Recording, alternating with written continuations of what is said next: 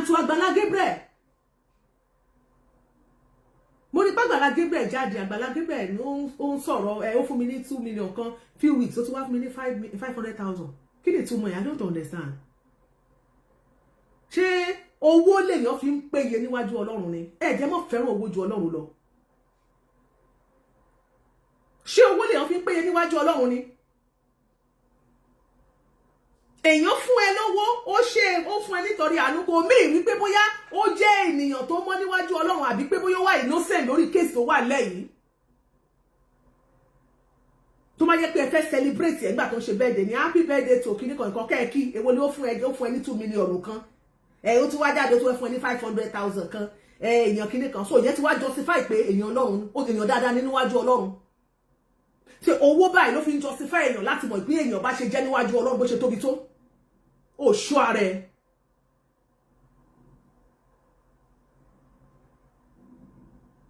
Ẹ má gbé owó ṣáájú. Ìjọ́mọ ènìyàn ló jẹ́ number 1. Owó kéré jù nínú tá ń sọ yìí. Èèyàn bá fi gbogbo ilé kó fi ṣòwò, kó fi ṣe dúkìá, kó fi ṣe ọrọ̀, inú ayé náà ni gbogbo ẹ mọ̀. Ilé ayé ilé asán. Vanity upon vanity. Nǹkan tí ẹ̀jẹ̀ Bíbélì sọ fún wa nìyẹn. Vanity upon vanity. Ẹgbẹ́ owó sẹ́gbẹ́ kan. Humanity number 1. So anybody tó bá ti gbówó fún ẹ sí báyìí, àbí tó bá ti mú owó wá sọ́dọ̀ ẹ báyìí, ó ti pé níwájú Ọlọ́run yẹn. Ṣé tí Bíbélì tí ẹ náà sọ fún wọn nìyẹn? You dey play. Má whine wa. Agbala Gabriel, don't whine us. Be careful. Má fi ara ṣe. Bíbélì sọ pé ègbé ni fún ẹnikẹ́ni tó fi ènìyàn ẹlẹ́ran tó fi ṣe ẹgbẹ́kẹ̀lé rẹ̀. It is good pé gbà tí wọ́n náà ní tó ní àwọn issue lórí ìkànnì yìí, àwọn ènìyàn jáde wọ́n support ẹ. Fine. Issue tó jáde yẹn ó yàtọ̀ sọ́rọ̀ tó wà lẹ́. Ìwọ ṣe pé ìyàwó ti ẹ pamọ́. Ṣé bí gbogbo alárí blessing ìyàwó ẹ? Ṣé wọ́n gbé blessing ìyàwó tí ẹ ṣó gbé pamọ́ ni? Gbogbo ìgbà tó lọ sí UK, bá rí blessing tó ṣe tó wà sùn ní ṣọ́ọ̀ṣì. A bá rí blessing ìyàwó ẹ̀ mẹ́. Ṣáà rí mọ́mí jíyò mẹ́ ní Agbala Gabriel. Ìgbà tí ìyàwó ẹ tó rù láyọ̀ tó sọ̀ láyọ̀ tó bímọ làǹtìláǹtì. Ṣé ó pariwo síta ni? Gbogbo èèyàn máa kí ẹ̀wọ̀n máa wọ́n gẹ́rẹ́rẹ́rẹ́ ní Agbala Gabriel foundation bìbẹ̀yẹ tó wọ́n lọ ń kí ẹ pé ó kú oríire pé ó bí ọmọ. Wọ́n máa kí ọmọ tuntun káàbọ̀. Ìgbà tẹ́ tún parí ìkómọ. Ṣé ìwọ àti ìyàwó ẹ̀ jáde síta tẹ́ tún dúpẹ́ lọ gbogbo àwọn ènìyàn tó wá ó pé ẹ ṣé ẹ kú dìde o. So what are you now telling us? Kí ló dé? Ṣé bá máa support ara yín ni?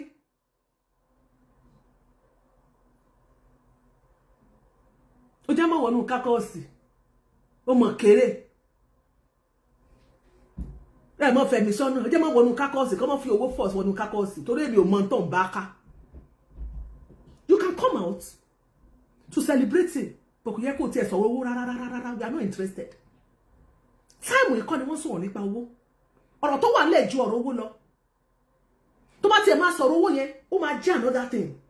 Another time. Entirely.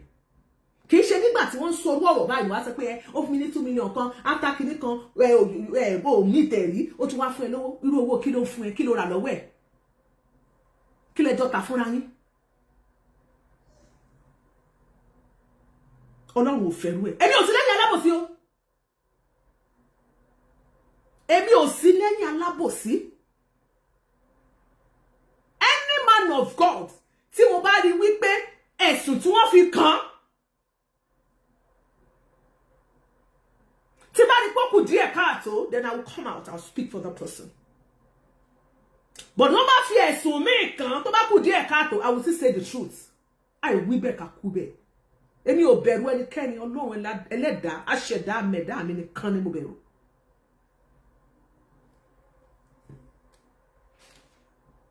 Bí ọ̀rọ̀ Agbala Gabriel ṣe rí nìyẹn. So fún gbogbo ẹ̀yin náà tẹ́ jẹ́ pastors tẹ́ support. Hey, Moshe Gold, friendship me, how are you? gbogbo ẹ̀yin pastors náà tẹ́tí come and tẹ́tí support ìyẹn náà dáa.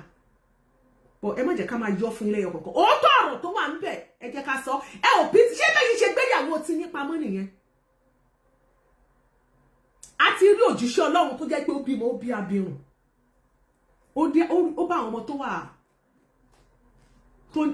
a gbọ́dọ̀ pé wọ́n ní wọ́n wà physical ẹ̀wọ̀ ẹ jẹ́ ká sọ pé àwọn ọmọ tó jẹ́ pé àkàndá ẹ̀dá tí wọn ò dẹ̀ gbé pamọ́.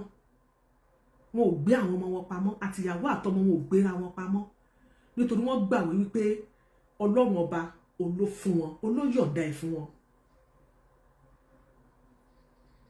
A rí òjíṣẹ́ Ọlọ́run tó máa fẹ́ ìyàwó bóyá nígbà tó fẹ́ ìyàwó yẹn ìpè rẹ̀ ò tí ì lálẹ́ wù báyìí tó jẹ́ pé ìyàwó ẹ̀ go ó búrẹ́wà tí ò fáìn kò gbé pamọ́. Àwọn wo ni mẹ́ńtọ̀ Olúwalọ? Ẹ jẹ́ ká mọ mẹ́ńtọ̀ Prophet Olúwalọ ká wò bóyá àwọn tóun fi ṣe mẹ́ńtọ̀ àwọn tó ń tọpasẹ̀ wọn nínú ìgbàgbọ́ bóyá gbogbo wọn ló gbéyàwó wọn pamọ́. Let's know. Olúwalọ, I must confess to you, èmi ò ní parọ́ fún ẹ. Ó handle case dáadáa. Ìwọ ló fọṣẹ yí rẹ̀.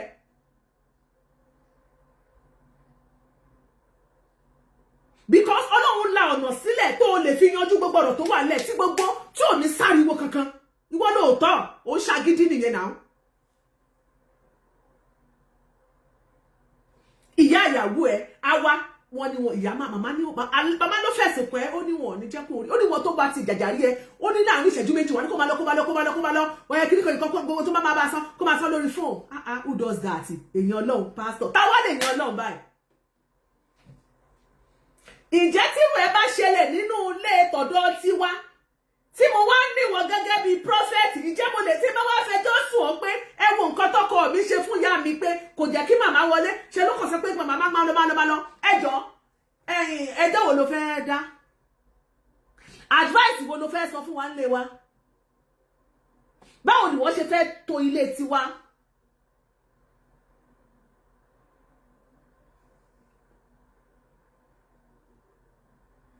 Ó ní tó ìgbéraga ni Bíbélì sọ pé ó máa ń ṣíwájú ìparun.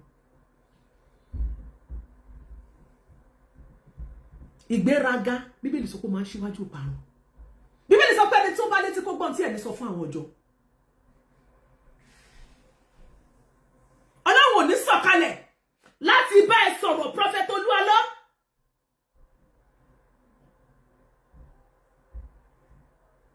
Ìwọ gangan fúnra rẹ̀ ni wàá ṣe àtúnṣe.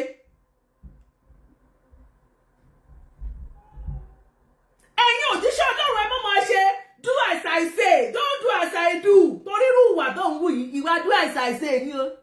Don't do as I do. Béèyàn bá tọrú pasẹ̀ ẹ̀yin nínú ìgbàgbọ́, Olúwa rẹ̀ ní kòtò báyìí ní lọ. Bíbélì sọ pé ohun ẹlẹ́gẹ́ ni àwọn obìnrin jẹ́.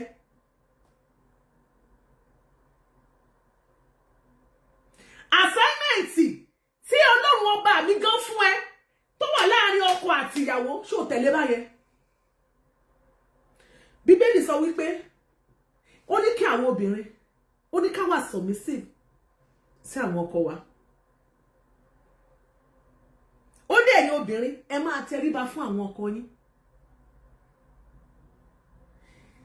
Bíbélì sọ wípé ó ní ẹ̀yin ọkọ ẹ ṣe kíni ó ní kẹ́ fẹ́ràn àwọn aya yín. Ṣé bó ṣe ń fẹ́ràn obìnrin nìyẹn? Ṣé o wá tẹ̀lé tí Bíbélì sọ? Apá lára Bíbélì lẹ́yìn kàǹtì yín tẹ́ pé láyé lójijì Ọlọ́run tẹ́ gbéyàwó yín pamọ́. Apá abọ́lẹ̀ káàánú Bíbélì ẹ sọ fún wa. Ṣé Old Testament àbí New Testament, some book of Moses àbí Saint Angelina kan lẹ̀ ká ẹjẹ́ àmọ́ bí tẹ́ bá kà ní Bíbélì. Tó bá jẹ́ Bíbélì kan náà tá a jọ kà yìí, Ọlọ́run ti là á sílẹ̀ ètò àti ìlànà à ń tẹ̀lé tí wà fún gbogbo àwa Kìrìsìtẹ́nì táwọn máa tẹ̀lé tó jẹ́ kí inú ilé wa àti ọ̀dẹ̀dẹ̀ wa kó rojú ráyè. Yorùbá sì ní obìnrin tá a bá fẹ́ràn lọ́mọ rẹ̀ ń wù ni.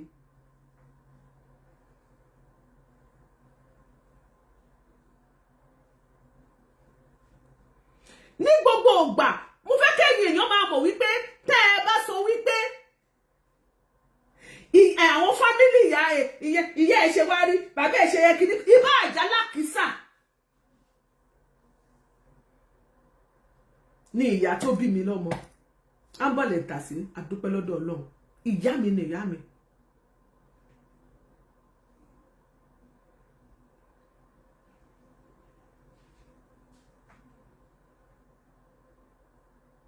Ẹgbọ́.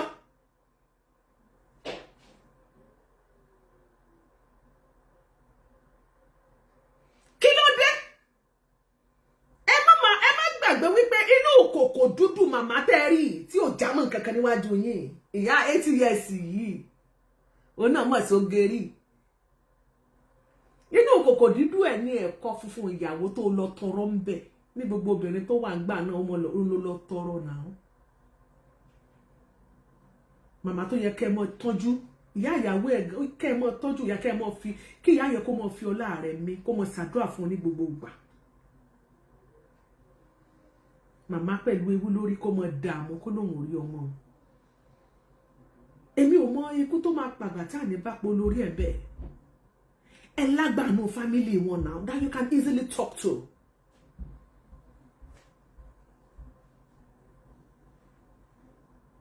Tí ẹ bá lọ síbẹ̀ òpònúwo ló sọ̀rọ̀ Olútóyìn ọ̀jẹ́ Oyèdìran ó rẹ̀ pé ẹ̀gọ̀ tẹ́ bá ẹbí ló ń bí mi tẹ́ bá sọ nọ́sẹ̀sì bí màá kó fún yín gan torí mi ò kí sọ̀rọ̀ lórí iṣẹ́ mi kò mí pé mi ò lè sọ̀rọ̀ tẹ́ bá sọ nọ́sẹ̀sì bí.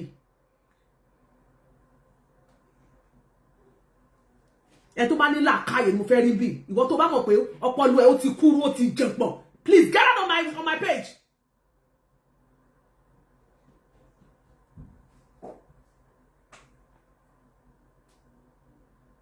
Àwọn kan rán dandan nǹkan tí ẹ bá ní gbà ẹ mọ̀ fi bí ẹlòmíì ó wá sórí tó bá wá sọ I will block you. I don't bloody care who you are. Mo ń bọ́ ẹ lọ́wọ́ so tó gbọ́ tó bá forí kó moment mo wà yóò forí kó nìyẹn.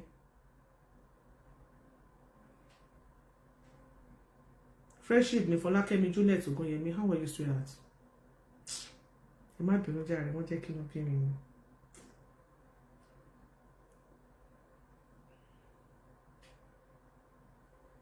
God bless you, Mommy Catherine Tola Adéjoyè gbé. Nígbà tí báwo nígbà tẹ́lẹ̀ lówó lọ́wọ́ ẹ lọ́lá ẹni gbogbo ẹ níyì ẹni gbogbo ẹ ubi tí ìyá máa ń gbé ní fáàkì. Ẹ ubi tí màmá ń gbé ní fáàkì.